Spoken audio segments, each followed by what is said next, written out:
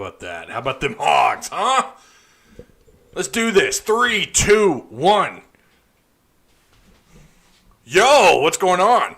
Arkansas Razorback fans, SEC fans everywhere, welcome to the one and only Pig Trail Network YouTube channel. What's up? What's up? Yeah, Hogs got a win on the road against Bruce Pearl. If you guys, listen, if you don't understand how good Auburn has played under Bruce Pearl at home, and if you don't understand, like, this was, okay, pretty damn good win, right? Pretty damn good win. Love it. I love it. Little bit of revenge for the Auburn football game, a little bit. You walked into their place, you come away with the dub. Not just the dub, you beat them by 12 points. Just rub it all in. It just felt so great. I loved it, baby. I want to know. First off, look, I'm not jumping the gun. I'm not about to say Eric Musselman's like the greatest coach behind Nolan Richardson at Arkansas, or even behind Sutton for that matter, rather. I don't want to say that. But what I will say is that he's got the Razorbacks undefeated. Went on the road and beat a pretty solid Auburn basketball team at home. Again, these guys don't lose at home. And not only did you beat them at home, Auburn had to come back from a double-digit point deficit, I think twice in this game, or at least close to it, just to tie it up. I think they had the lead once in this game. Like, Arkansas controlled the tempo. It was, let's play fast. You want to play fast? We'll play fast. I didn't like the perimeter defense, the 3-point range. Too many open looks for Auburn. You saw the adjustments in the second half. I could not. Those final minutes, I was telling the Hog Talk guys this. I was telling the Hog Talk, the HTP fellas in our group chat, I was really impressed with those final minutes of basketball by Arkansas. Outside of J.D. Notae, like, you could tell, Musselman was like, all right, we could play speed ball, which Auburn is going to have to do, or they're going to continue to do. We could do that, but let's slow this thing down.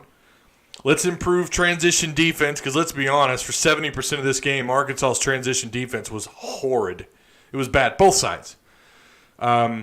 But you could tell he was like, all right, let's tighten up defense. Let's play a little bit better. Let's make some changes, transition defense. Let's guard the perimeter. Let's chase them out off the perimeter. They did that. The defense tightened up and slowed things down, forced Auburn to turn the ball over, I don't know, like umpteen times in the final minutes. Auburn couldn't play at that pace the whole game.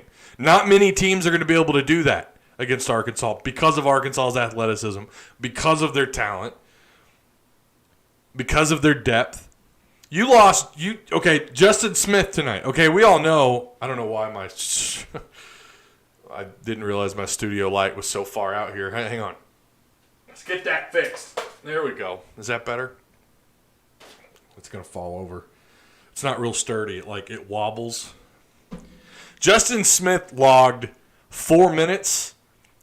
Did something. Rolled his ankle. God only knows. You need all hands on deck for Mizzou. I'm worried about what he's going to be able to do, if at all, if he's going to be able to play at all against Missouri. In his absence, I mean, you could argue in some games this year he's been your MVP or close to it. He's your top 2 guy on both sides of the court, offense and defense. When Connor Vanover's getting pushed around inside, you don't see them bring in Jalen Williams, a big-time 4-star out of Fort Smith. You don't see them. They bring in the transfer from Indiana. This guy, I knew he would be a solid addition. I didn't realize he would mean this much to the Razorbacks. And look at how Arkansas responded in his absence. It shows you that the depth, the talent, the athleticism, the length that these guys have. Someone was talking in our YouTube comments, was that when I last went live, talking about, well, Connor Vanover gets pushed around. Our inside defense is terrible. We haven't seen them, I don't think, anyways, in terms of when they have the larger, and it's rare that Arkansas has had to deal with teams that had more size on the floor. But we've not really seen Musselman rotate guys inside the paint to adjust to size. Like, he's been playing at his own pace because Arkansas's beating everybody by double digits. And in some cases, a lot of cases, there's no need to even worry about matching up. Just play with what you have on the floor and then make rotations, coming off of fouls or whatever. Like, you've not seen him have to panic and call timeouts and make an adjustment with what's on the floor. Tonight, he had to do a little bit of that, and still, I think Connor Vanover played pretty well. He got backed up. He got forced around a little bit. He got out-rebounded. He got boxed out. I thought he got boxed out way too much. I cannot figure out how someone who's 7'3" can't dunk. He missed 2 what should have been easy dunks. Like, that's where you feel like we need Justin Smith, man. We need someone. Justin Smith's been the only guy that can finish at the rim, and usually it's just dunks, or little tap-ins. But Connor, I thought, responded pretty well tonight. Doesn't move up and down the floor quick enough. He just doesn't. Justin Smith, I think, moves a little bit better than he does, and he plays with authority. He's the closest thing I think you have on the floor to a Corliss Williamson. He's not. I'm not calling him Corliss, but he's the closest thing I think you have, and you didn't have him on the floor at all tonight outside of 4 minutes. And just because he didn't have stats in those 4 minutes, although I haven't looked yet, I don't recall him getting much done. But you watch him; he boxes out. He's physical. He's tough. He uses his arms the right way. He uses his hands the right way. But again, Connor tonight had at least a strip. I think he had at least a couple of blocks. I thought he responded pretty well inside the paint. I'm not concerned. When people are concerned about Connor getting pushed around, I'm like, yeah, but look. They've got other guys. They've got guys at the 4 spot that can come in and be huge help. And we didn't even see Ethan Henderson play tonight, who was your best inside presence at the end of last season, last 6 or 7 games or so. And he was really the guy that stepped up big time for Arkansas, got them more offensive rebounds. Just overall, he crashed the boards more than anybody else because he had the most size and he played I'm not with a chip on his shoulder, but played with the muscle that they didn't have last year towards the end of the season. You didn't even need him tonight. They didn't even play Ethan. I saw Williams come in and play a little bit, but I was impressed with all phases outside of perimeter defense in the first half. Perimeter defense in the first half was atrocious. Auburn is really good at three-point range. That didn't surprise me, the amount of shots they took. I think they took 500 shots at three-point range in the first half alone. Didn't surprise me to see that. But to see that many open looks, come on. Arkansas's three-point defense last year was elite. For you boomers in the audience, I should say fellow boomers, that's short for elite. They were fantastic at three-point range defense, and they're doing pretty good this year for the most part. And Auburn just had so many open looks. And I don't know why that was, and that included when Smith was on the floor. So it wasn't a rotation thing. It wasn't not having the right guys on the floor. It was Auburn was doing a good job of setting up shots outside and Arkansas not being able to respond. Can we get Connor a cycle of D-ball or something to build a little muscle? Oh, my goodness. So, Pig, Suey, go Hogs. What's up, Michael Wilmoth? How you doing, man? Jay Hogs, how about every single game this year has been double-digit win? It has. It has, including who you just beat on the road. Arkansas controlled the tempo of this game for the most part. The only thing that kept Auburn in this game was their three-point shooting. They lived and died by the three, and that's going to cost them when they play teams like Arkansas, who can match you at three-point range out on the perimeter and play better defense outside of perimeter or transition defense, but they can play better against set offenses. I feel pretty good about what Arkansas can do. They can force turnovers. Auburn they haven't seen anything outside of Gonzaga, and I guess you could argue UCF because that's their other loss. But as far as what Arkansas with their size, and again, you talk about depth, athleticism, all those things that I've said 100 times, they haven't seen that since Gonzaga. I don't know what happened at UCF game. I meant to reach out to an Auburn friend of mine and ask him what the hell happened. Are they that good, or was that a matchup issue? I think it was a pretty close game for the most part. But is Vanderbilt this good, or is Florida that bad? Because I'm watching the two play each other, and it's actually close. Do you consider Auburn a tournament team? Like I said in the live stream yesterday, the last live stream, I don't really know what to make of the SEC because some of these teams, Arkansas included, did not play really great non-conference schedules. Okay, Arkansas's non-conference schedule was terrible. Auburn's was good, and they still managed to lose. Okay, Gonzaga, again, you're talking about the best team in college basketball. It might not even be close as far as we can tell so far, but then you lost to Central Florida. And nothing against Auburn. I'm a little surprised Arkansas. I mean, again, Arkansas controlled the tempo of this game. In fact, they had a 10-point, 9 or 10-point lead in the first half until I think Arkansas turned the ball over, and then Auburn had a couple. I think they had like a couple of back-to-back 3-point plays, and it got them back in the game. I don't know if I'm prepared to say they're a tournament team yet or not. This is a weird year. We're going to have to just watch this thing unfold. I will tell you, by the way, if you didn't know, they have this kid on their team named Powell. I don't know if you heard them talk about him. Maybe 60% of the game. I think he walks on water, according to Jimmy Dykes. But they have some pretty good talent on that roster. And I really thought that it would be more of a back-and-forth kind of game. Again, I said this the other day. This is going to be a back-and-forth, probably final 2-3 possessions kind of game. And it turned out Arkansas controlled this thing and then ran away with it in the final minutes. Does the score reflect how the game actually went down? Probably not. I think it probably should have been like an 8-point or 6-point win. But then again, you look at those final 4 points by Auburn, Arkansas gave them those points so they could just get the ball back and eat up the clock. So maybe they should have won by 10 or 12 regardless. So I'm not prepared to say if they are or they're not, but I'll say that I think they have the talent to make the tournament. Thank God we got our basketball team this year and our women's. Keep up your good commentary, Woo Pig. Hey, I appreciate that, Leslie. I appreciate that a lot. Leslie coming through with the compliment, as always. I love it. From downtown, how about Arkansas responding to Auburn's 3-point range? They're shooting. My God, they were shooting from Mars and making it. Arkansas responded. Dedesi Seals has got to be one of the toughest players I've ever seen play the game. That kid, I don't know what happened with his eyeball there at the what was that? Was that the end of the first half? When did that happen? Or was that the beginning of the second half? I can't remember. But I didn't see any contact to his eye, but he's like holding his eye, and they're giving him the shot. What do you call it? The drips to the eye, and I'm like, what? Is that going to cure the pain? I thought that was just for like irritation, like something that your body just naturally, like, you know, when your eye just starts to burn, and that's what that's for. I didn't realize it could heal like physical wounds.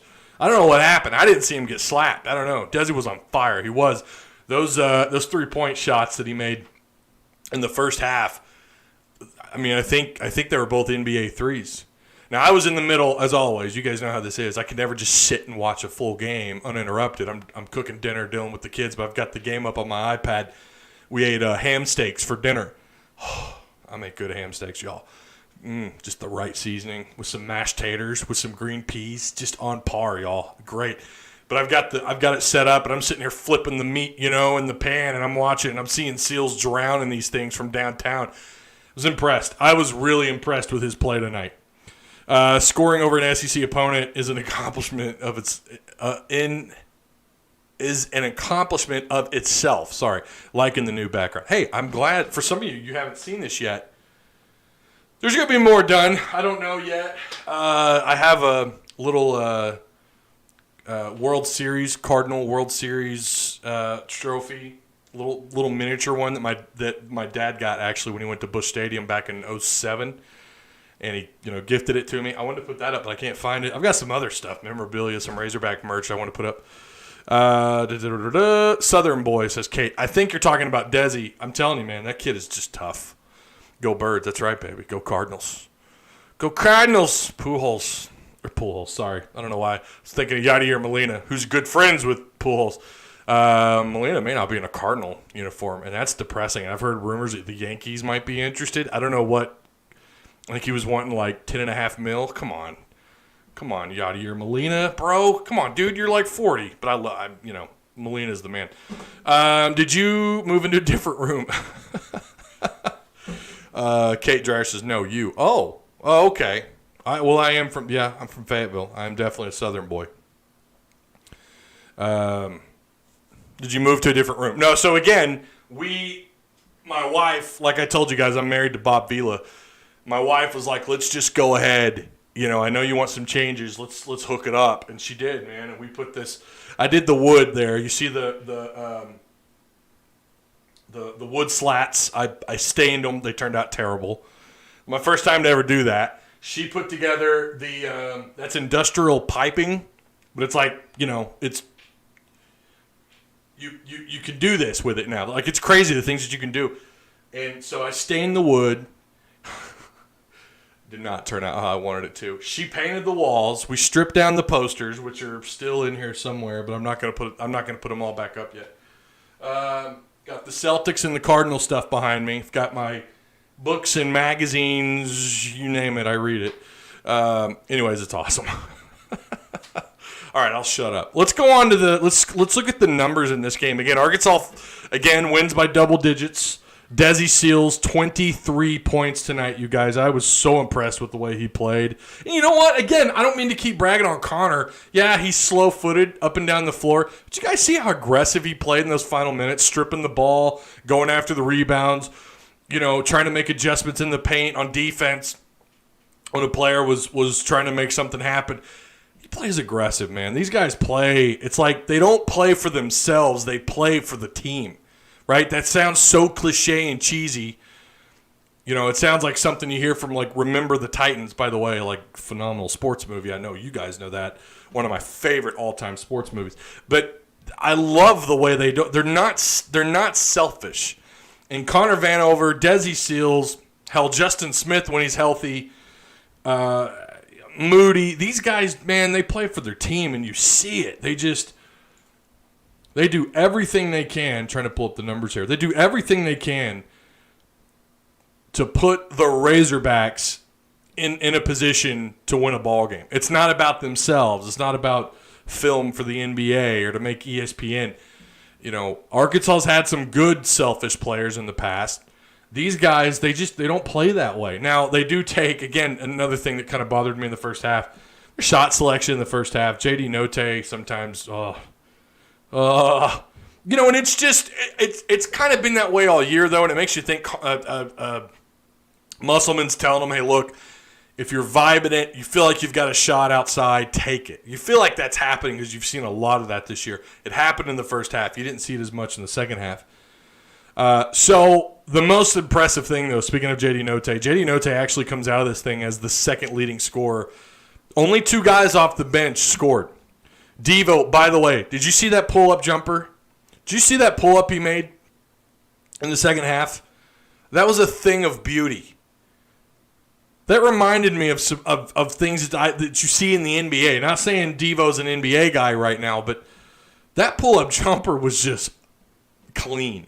And again, it was Devo who made the play. But Notae, 6 of 12 from the floor. Coming off the bench, 21 points, 4 steals. That was the most by any player, and he came off the bench and did this, right? He did turn the ball over a couple times, but he had a couple blocks, 4 steals, and 3 rebounds.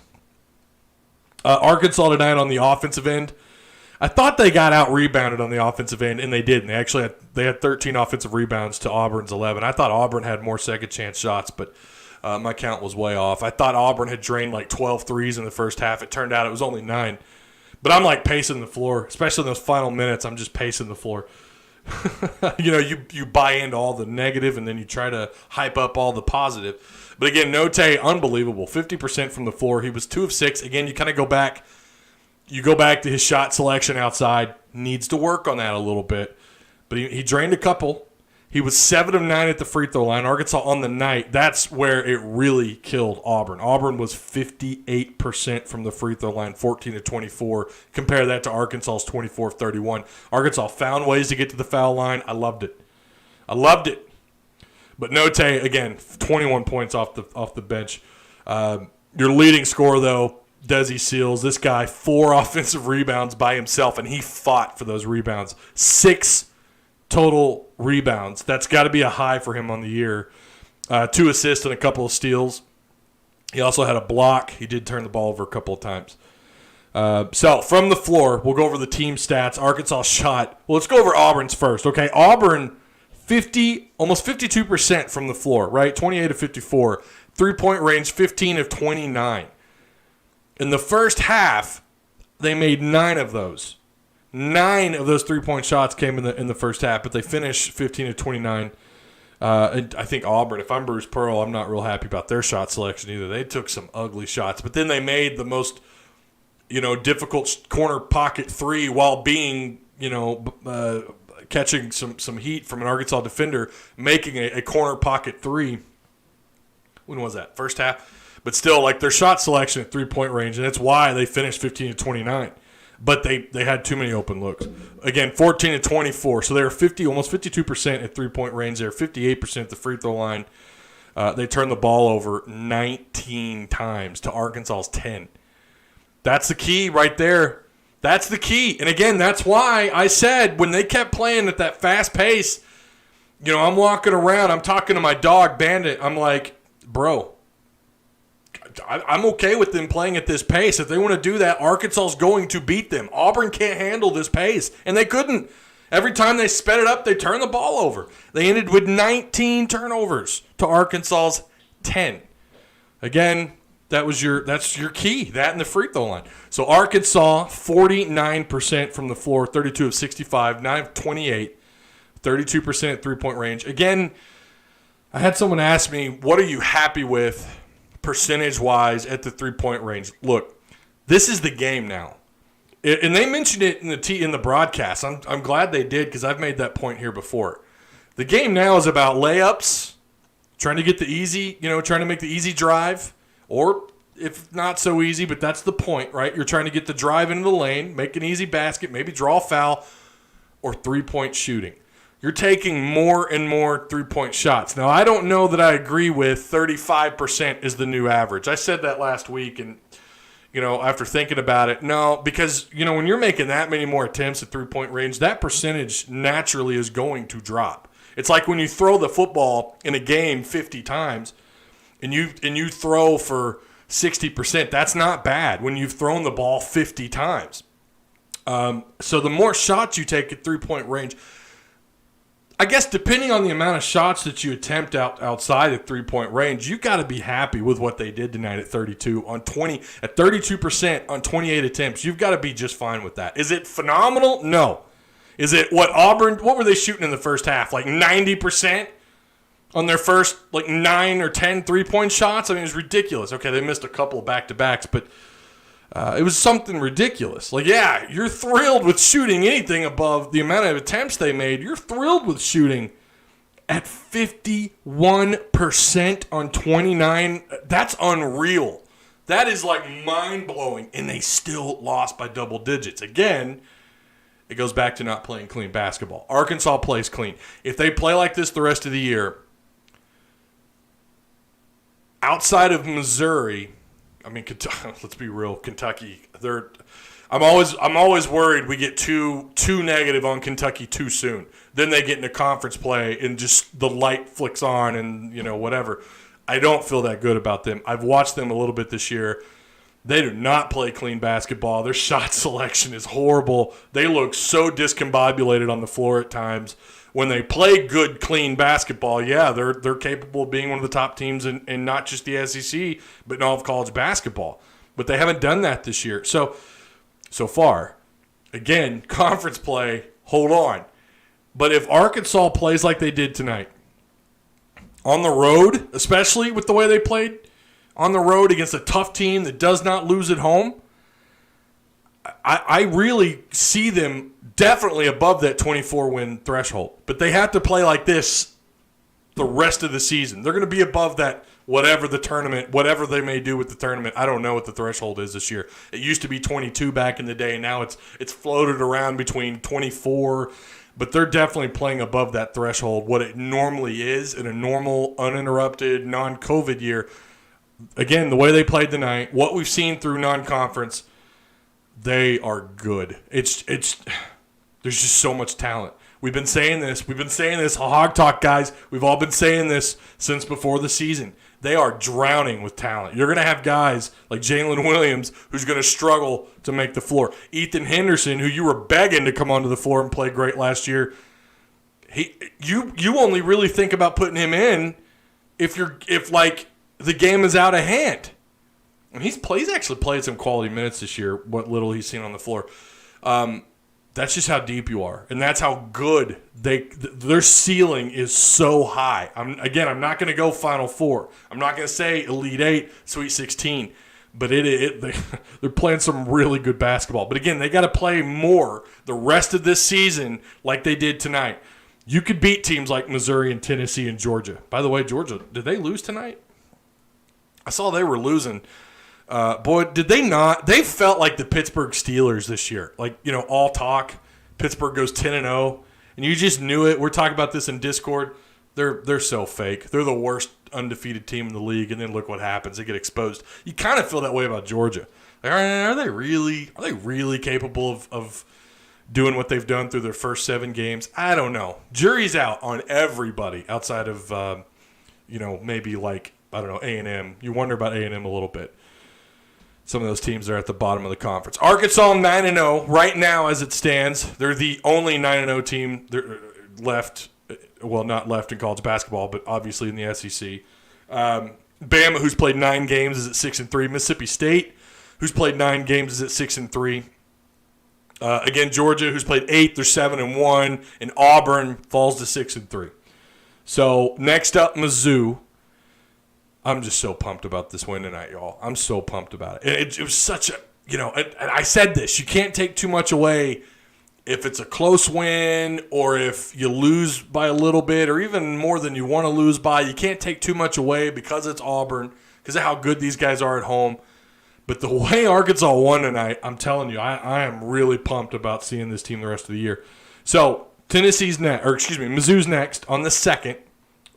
Next year, 2021. Then you've got Tennessee, and then you've got Georgia. Then you're at LSU, at Bama, and then you get Auburn back at home. I'm just asking, this might be asking too much. I just want them to split Mizzou and Tennessee. That might be asking too much. These are 2 really talented basketball teams. I just want them to split those 2 and find a way to get 2 out of 3, 2 of your next 3. I don't know. What do you guys think, the next 3 games? Let me get back to chat. Sorry, I went on a pretty good number run there. Hey, Ty. Haha, we need a picture of Bandit in Discord so we could see who you talk to during games. Yeah, he's old. He's our Jack Russell. He's been in our family for 11 years. He's half Jack Russell, half Rat Terrier. He's got a really funny-looking chow tell. He's got to have some chow in him. He's got a what do you want to call it? Like a squiggly tail. I'll take pictures. I'll put them in Discord. Looking for our number 1 3-point defense to come back. I believe it can. Yeah, they just – that was my biggest problem with the first half, with the way they played in the first half. That perimeter defense was awful. And again, Auburn takes their shots outside. No matter the look, they take them. That's just their reputation. They did that tonight, and they were just landing left and right. I agree on JD's shot selection, but I want to see his stats. I feel like he makes 7 of 10 3-pointers. I don't know. I don't have his numbers in front of me. He comes up for you, too, when you don't expect him to. Like, when you're looking at the floor and who's on the floor and where he's at, and he somehow manages to come in and make plays, I'm telling you, not having him, he needs to be back. He needs to be back from Mizzou. Anyways, blah, blah, blah, blah. I feel better about the Missouri game. Does this rank us? If you beat Mizzou and you've beaten Auburn on the road, you now have that's a quality road win. You remember how we used to always talk about that? That's what matters, along with obviously just winning games, period, no matter the setting. But getting quality win roads, I think tonight that looked like a pretty damn quality. So far, that was a quality road win. A quality road win. I really hope Justin Smith is okay. Anybody have any updates? Again, I think all he did was, he rolled his ankle. Let's hope for that. That means he'll probably only miss another game if he rolled it. And it depends on how bad, how bad the injury is and if it has a long-term or a short-term effect, whatever that might be. Let's see.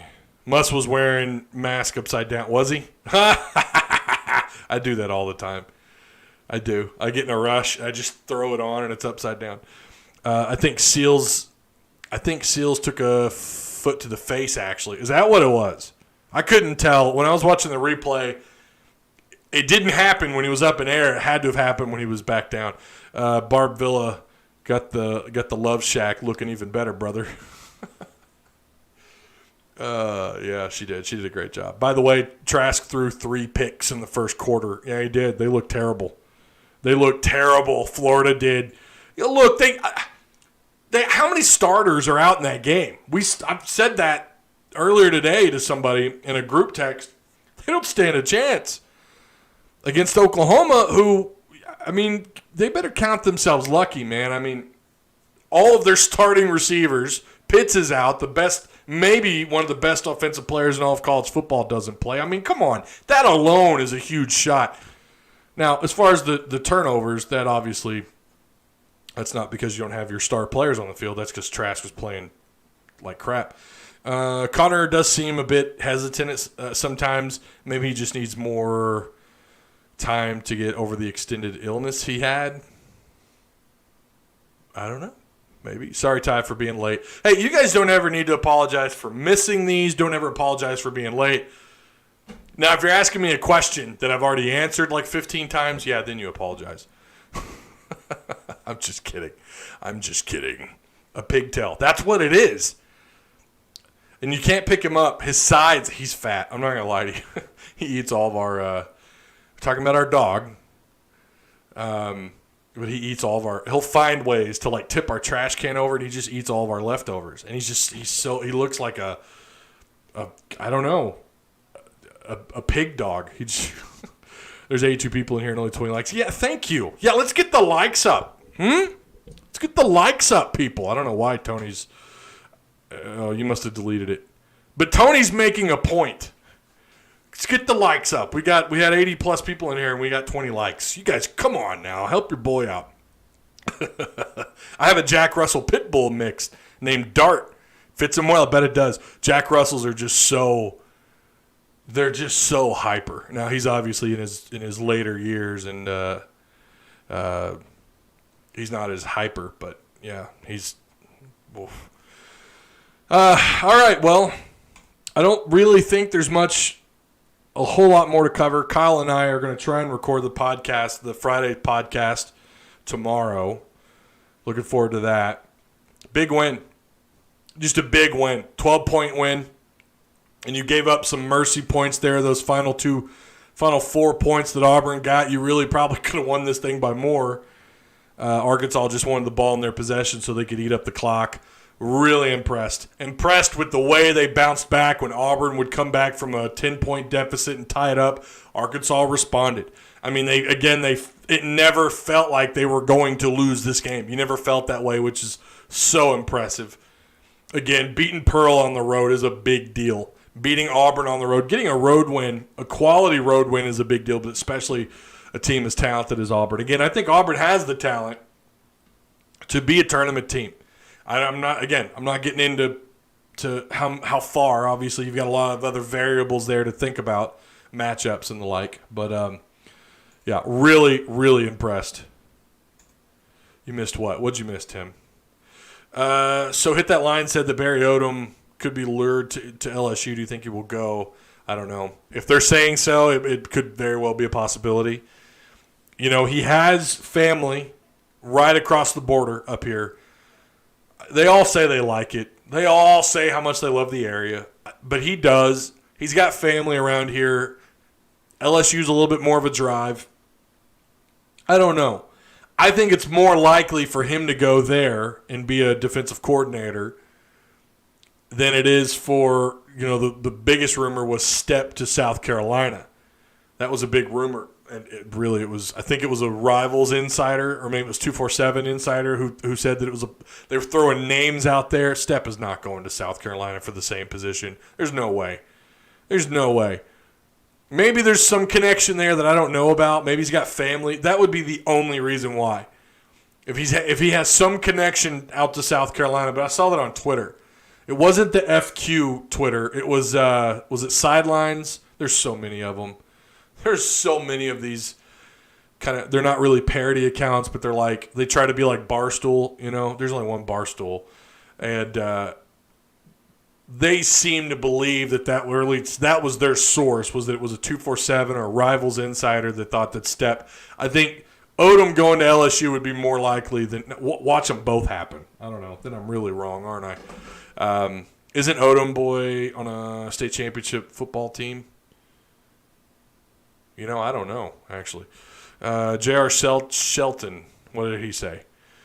We got a Jack Russell, and you can't keep that little son of a bitch out of the trash. Oh, yeah. I'm telling you, man, it's ridiculous. And they're smart. That's the other scary thing about it. Off topic. Chris Allen going off topic. Have you heard anything about Arkansas having any contact with that Arkansas State linebacker? I believe last name was Rice. I have not. They had reached out. I did hear. I shouldn't have even said it now because I can't remember the kid's name and what school. Arkansas had reached out to a receiver. Was it Georgia? Was it a kid at Georgia that has entered the transfer portal? And Arkansas had reached out, but that's been like 4 days ago. Nothing's come of it, so I highly doubt that that's someone they're going to end up getting. Hope he stays next year. Wait, hang on. Let me turn off my dyslexia here for a second. Hope he stays, since we got a lot of great returning, a lot of good people coming back. I hear what you're saying. Yeah, I made a video. Again, you guys can go watch it. It's about the seniors so far up into that point that had declared that they're going to come back. Now, Jonathan Marshall did enter, or he's going to try out the NFL. We had a heated debate in our Discord the other night about that. Was that yesterday? When was that? That was yesterday, wasn't it? And we had one individual who felt like he was not going and that he shouldn't go, and then of course other people making the counter argument that he is going. Obviously, they were correct, and I felt the same way. I did not like Jonathan Marshall's. I didn't like him coming back. I didn't think it was going to happen. Should he come back? I'm going to always say yes. If you ever ask me that, yes, yes, yes. You could always benefit from coming back another year. But the other side of that, you have to consider, especially this year, COVID-19 and how it's just shitting on everything, pardon the language. You go back to look at how COVID affected Isaiah Joe's decision, right? So you got to consider injuries. You got to consider COVID and them waving that money in your face. If you were 20, 21 years old, would you turn it down? Even $100,000 looks pretty. Hell, that looks good to me right now. And I'm 30. How old am I? 37. But I'm gonna always say that yes, they should have come back, because not for Arkansas, but for themselves. You can only very rarely, and there's only been one case that I've seen where a player comes back and it may have actually hurt them. That was Rakeem Boyd. So that's why you don't blame them. Look what happened to Rakeem Boyd. Rakeem Boyd was a legitimate draft prospect a year ago. Now I'm not so sure he even gets drafted. So who knows? You geezer. You look younger than 37. I am. I'm 37. I know. I get told all the time. I look like I'm in my late 20s, but I am not. I am 37. Born in 83. 1983. Used to have a... Nope, already read that. Oh, no, I didn't read that. Used to have a Jack Russell named Jack Russell, Crow. And a husky named Wolfie Goldberg. I like it. Wolfie Goldberg. I don't know why. It's so funny. Oh, I think I'm getting tired. That's pretty good. Ty, the biggest mystery is Julius Coates. I agree. It'd be so nice to get him back. I don't know what all he had going on off the field. Did you see, I think Wisconsin player dancing breaks the trophy? I did see that. and then they taped mustard or mayo on top of it. That was pretty funny. I did see that. I saw that trophy. Yeah, that was funny. Okay. Odom is not going anywhere. Odom and Pittman are too close. Pittman is married to Odom, but not Bryles. I mean, we'll see. I hope that's the case. I don't know. You know more about it than I do, then, Aaron. I know they're always friends. That's always the case. They're friends. They love the area, right? Oh, they've got talent coming back. They've got people coming back. Oh, look at how much better they're going to be next year. He'd be crazy to leave. You always hear these things. I can remember when Sam Pittman left, you heard these things. Well, they didn't give him a no-compete clause in his contract because he wasn't going to go to another SEC school. Him and Bielema were tight. I mean, look how that happened. I mean, you always hear this stuff. Ty Seals' forearm to the face. Oh, okay. Is that what it was? Took a forearm to the face. Okay. I didn't see it, Jason. Thank you for the correction, sir. I knew that guy. I knew a guy that Rabbits named Dennis Hopper and Anthony Hopkins. My next one will be Kiana Restriever. I like it. How high does Moses Moody go in the NBA draft next year? I saw him projected go in the top 10. We'll see. A lot of basketball left to be played. Brooks Jones says, what are the odds we beat Mizzou on Saturday? I'll be there. Ooh, you're going to be there. All right. Join our Discord and take pictures and send them to us. We love those. Yeah, I don't know. Mizzou is awfully good.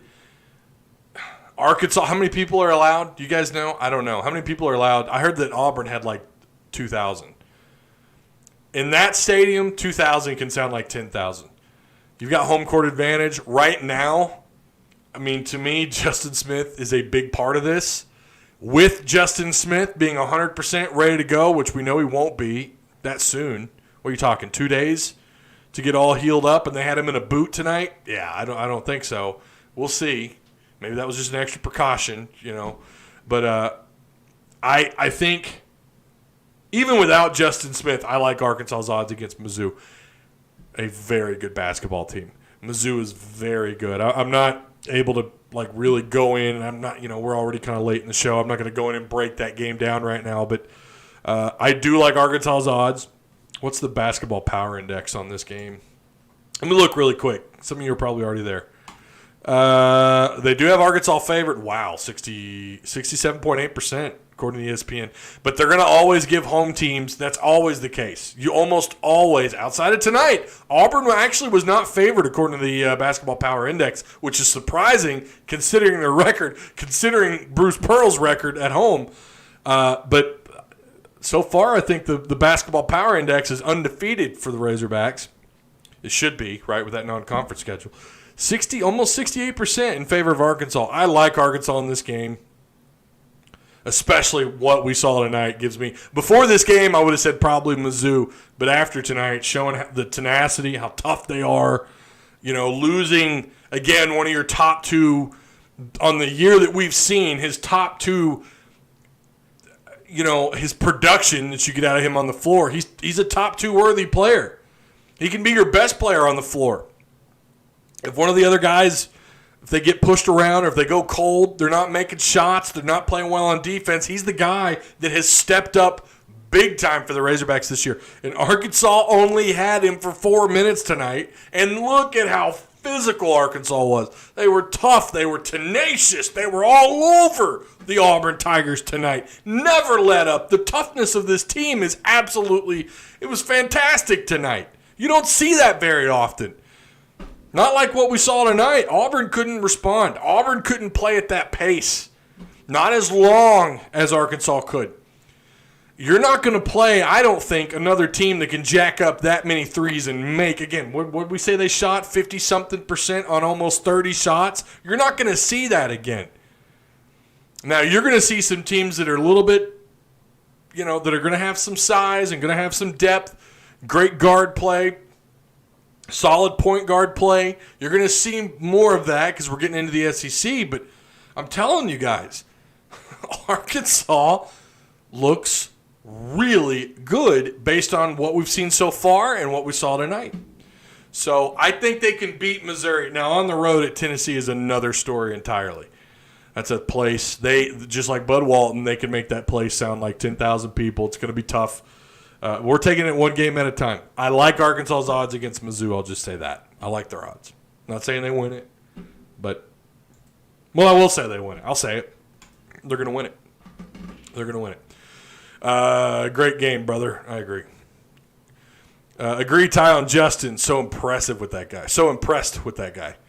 I want to move here and become a professional seashell hoarder. Oh, you're in Daytona, aren't you? That's right. I forgot. Jenna's in Florida. I'm jelly. Don't buy anything on the beach. It's overpriced. It is. I've been to Destin. Oh, my gosh. Destin's so gorgeous. It's so gorgeous. White sand. I've never seen it. It's incredible. This team's depth and height is way better than last year, but we don't have a player as good as Mason. Ooh, I don't know about that. I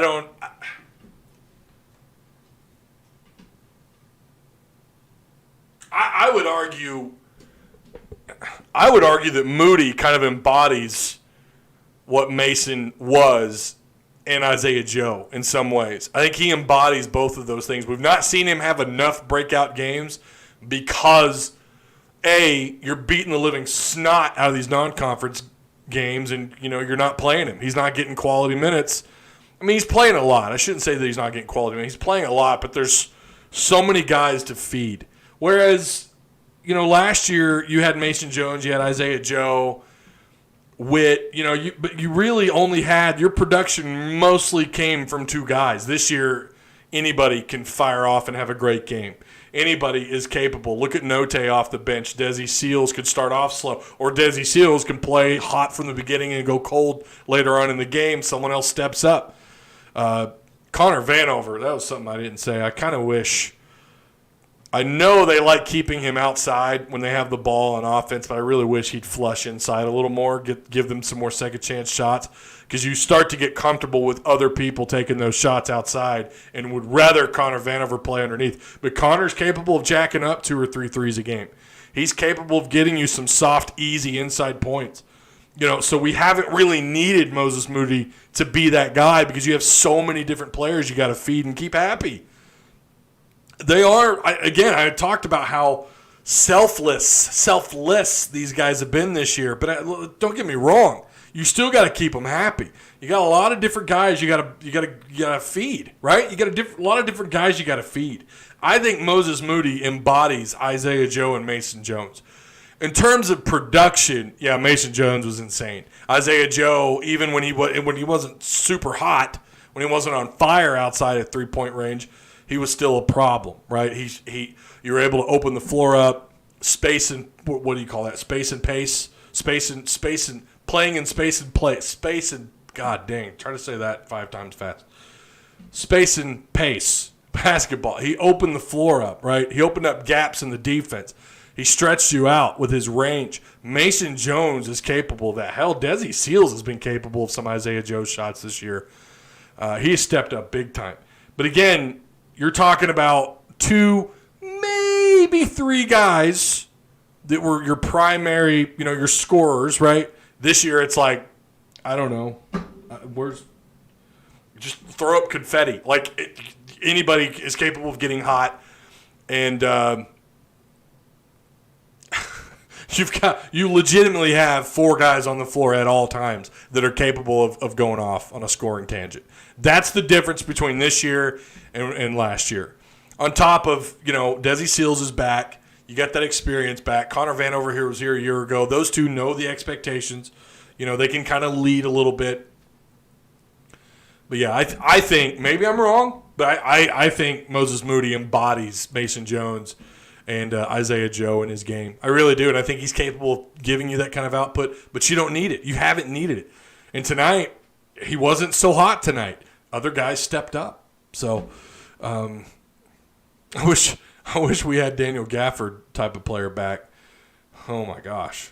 I mean, that windmill dunk, oh, my gosh, that is still the greatest dunk I've ever seen by a Razorback. Even JT was taking them on a drive. Yeah. Coach Could you imagine those two guys with this year's team? I don't even know that you get that kind of you wouldn't get the same productivity from them. You just wouldn't, because you've got 15 players on a roster that are all capable of going off. Now, don't get me wrong. I mean, they all have different ceilings, right? With Moses as probably being the highest. You got Devo, who we got to see a little bit tonight. KK.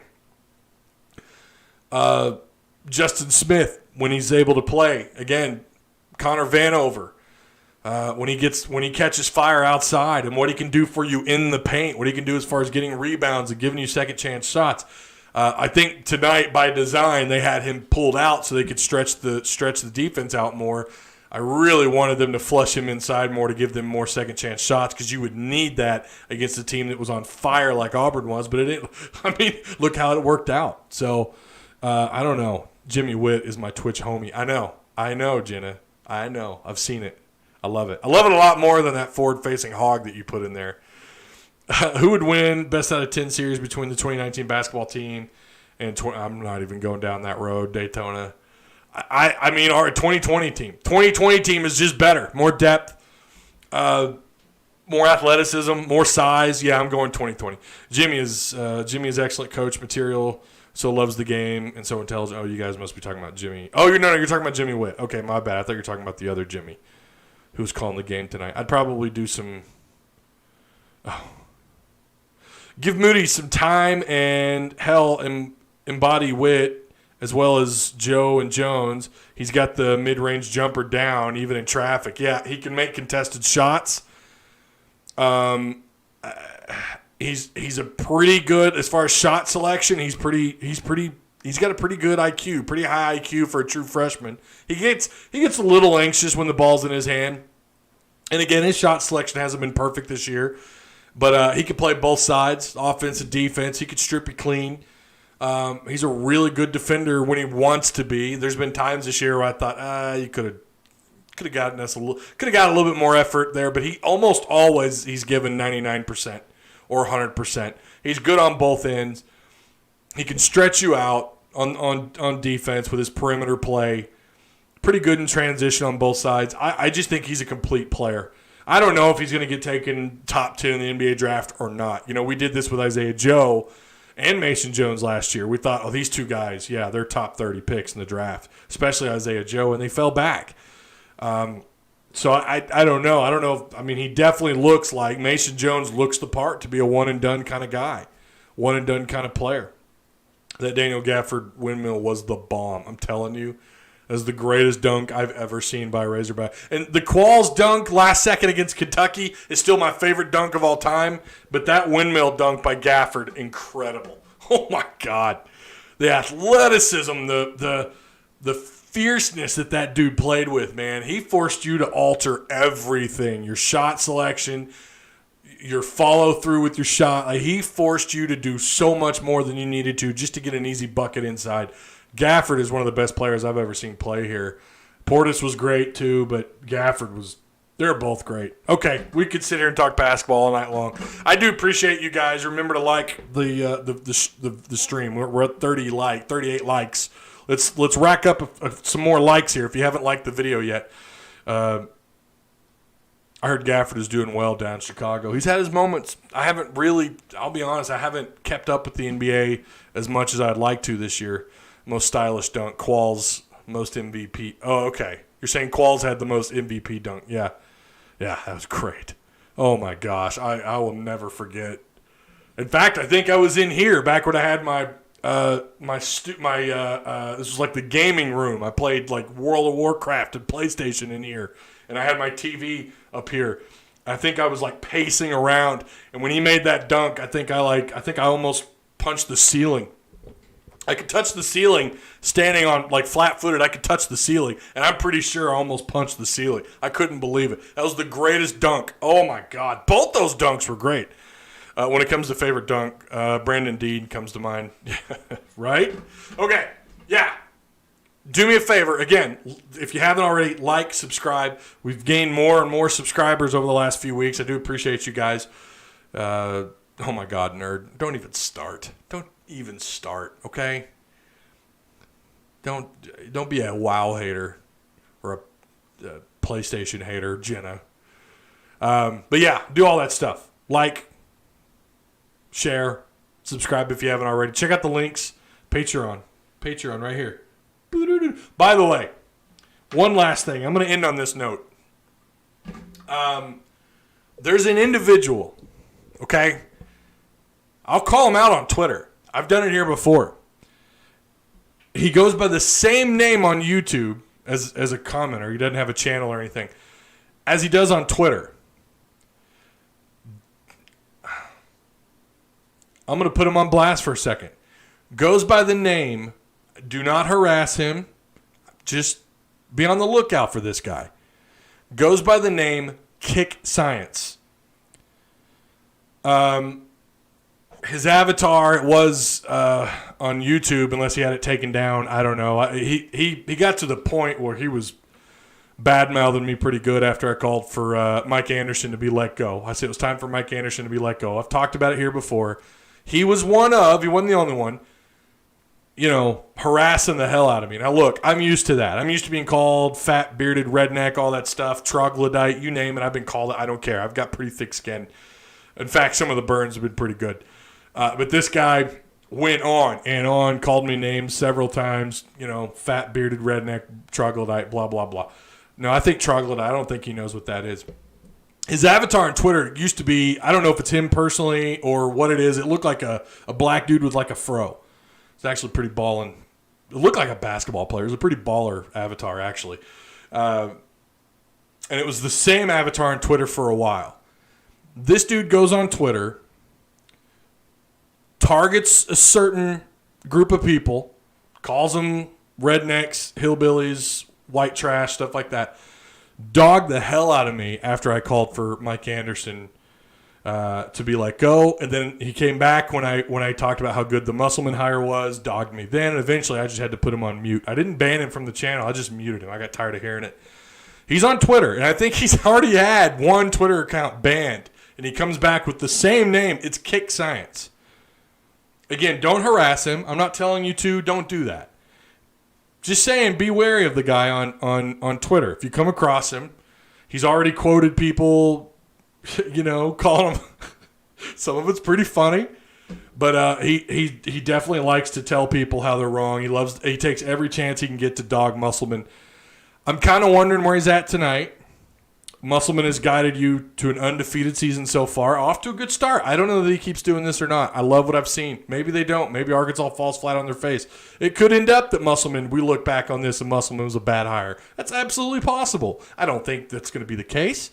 He could be right. But so far, he's been dead wrong. So if you see him on Twitter bashing people for liking Eric Musselman, I don't know. Throw it back in his face. Give him a taste of his own medicine. Not saying you go after him racially. Don't do that. I don't ever condone that. Anyone that does is, they're racist. They're a giant piece of shit when you do that sort of stuff. But people like that who gave me so much shit over Mike Anderson, and then to see it just blow up in their face so far, and again, he could be right. He could be dead on. I think a lot of it was not motivated by it being a right or wrong call about Musselman. I think there was something else charged, and I saw him on Twitter, and I was kind of scrolling down his Twitter. Actually, let's do that right now. Why not? I'm giddy. It's only 9:10. Let's go see. I'll share my screen with you. Oh no, he didn't. Let's see if I can find him. Hang on. Yeah, he called. Here it is. Okay. You guys ready? I'm going to share my screen.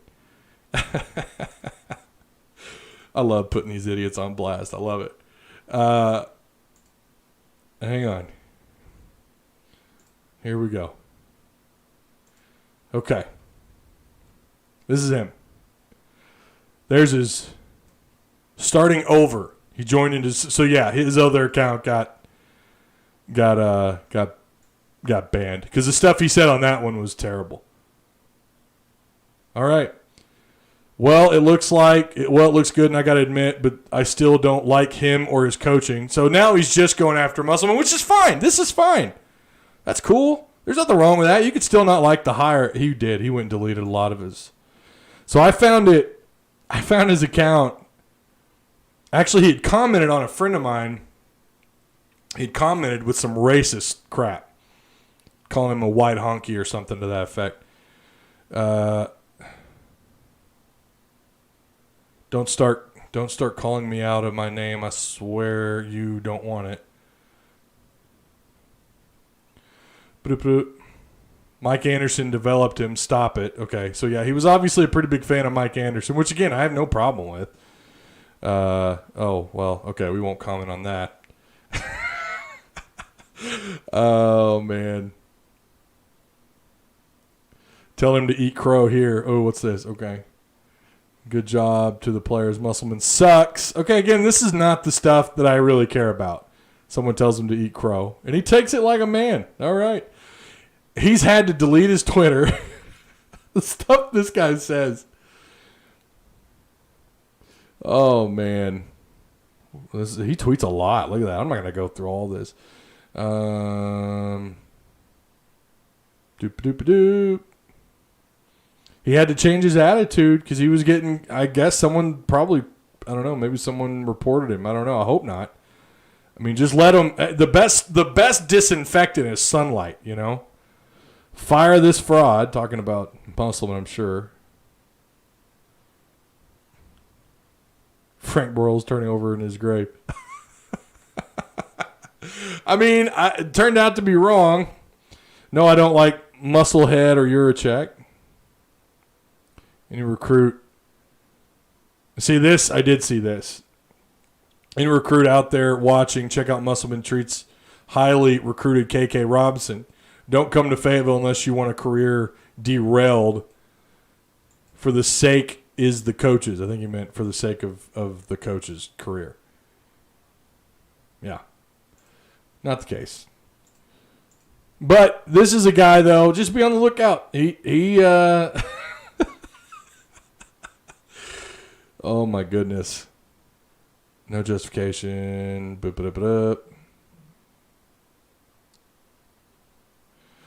Yeah, he's let up a lot. Anytime you see a grown-ass man referring to himself. He's not wrong here, right? He calls himself Booger. I get it. I've always wondered that myself.